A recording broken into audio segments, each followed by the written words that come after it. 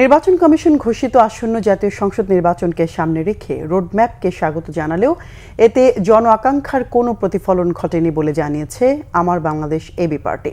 Roadmap ঘোষণাকে AB party ইতিবাচকভাবে দেখছে বলে জানিয়েছে দলটির সাধারণ সম্পাদক ব্যারিস্টার আসাদুজ্জামান ফুয়াদ।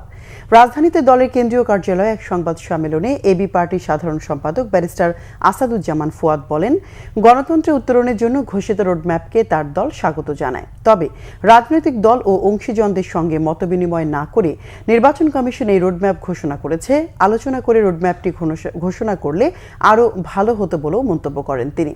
বলেন, নির্বাচনী রোডম্যাপে সংসদীয় আসনের সীমানা নির্ধারণ, ভোটার তালিকা চূড়ান্তকরণ, রাজনৈতিক দল নিবন্ধন ও দেশীয় পর্যবেক্ষক সংস্থার নিবন্ধন সহ ২৪টি গুরুত্বপূর্ণ বিষয় অন্তর্ভুক্ত করা হলেও ভোটার সচেতনতা এবং নির্বাচনী ব্যয়ভার প্রসঙ্গে কার্যকর উদ্যোগের অভাব রয়েছে। ব্যারিস্টার ফুয়াদ আরও বলেন, তারা আশা করছিলেন নির্বাচনী প্রচারণার কিছু ব্যয় রাষ্ট্র বা নির্বাচন কমিশন বহন করবে, কিন্তু রোডম্যাপে তেমন কিছু দেখা যায়নি। কালো টাকার ছড়াছড়ি রোধে কমিশনের সুনির্দিষ্ট পদক্ষেপ অনুপস্থিত বলে মন্তব্য করেন তিনি।